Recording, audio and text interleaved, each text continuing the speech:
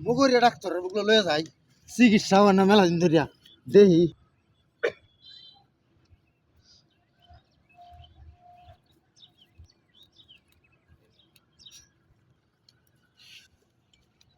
ভাই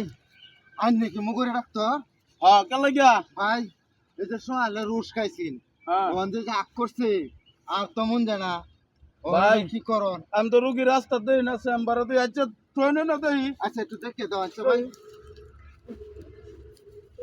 রাস্তা আমার তো দেই না বুঝছো ঝামেলা